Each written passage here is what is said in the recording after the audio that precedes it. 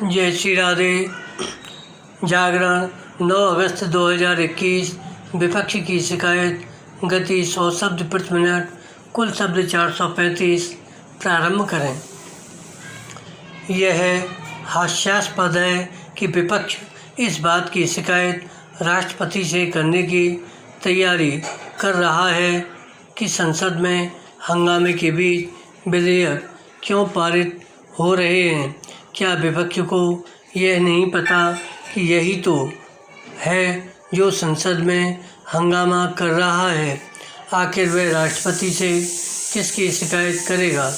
क्या खुद अपनी सवाल यह भी है कि इस मामले में राष्ट्रपति कर ही क्या सकते हैं।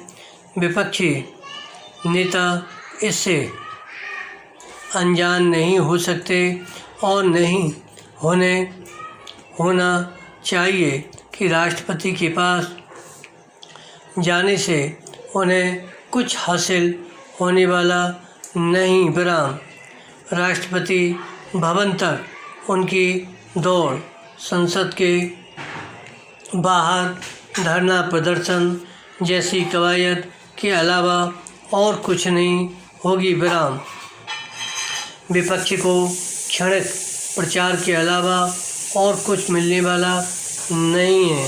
उचित यह होगा विपक्ष इस पर विचार करे कि संसद किन कारणों से नहीं चल रही है।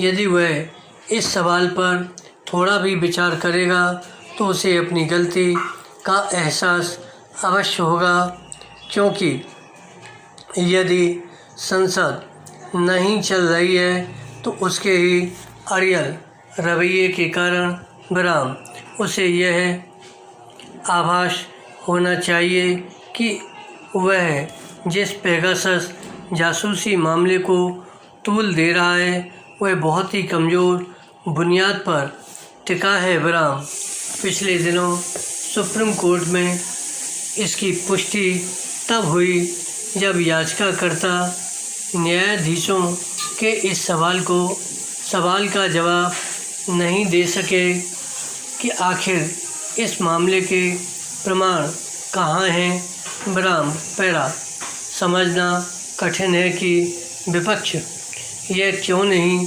देख पा रहा है कि वह इन ज्वलंत मसलों पर भी चर्चा कर पाने में नाकाम है, जिन्हें यह राष्ट्रीय महत्व का मुद्दा बताता रहा है और जिन्हें संसद में उठाने की ज़ोर शोर से घोषणा भी करता रहा है।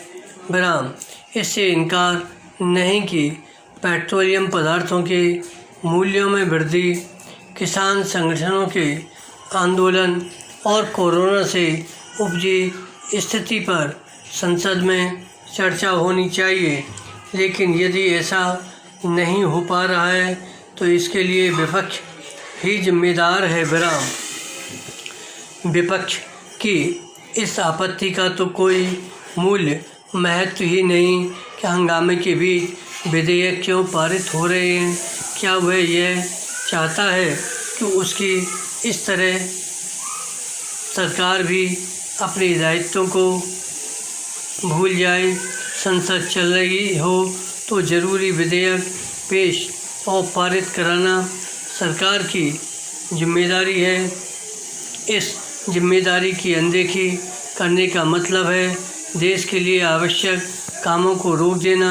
यदि विपक्ष यह चाहता है इन कामों में उसकी भी भागीदारी हो तो फिर उसे ऐसे हालात पैदा करने होंगे कि संसद में व्यापक विचार विमर्श हो सके।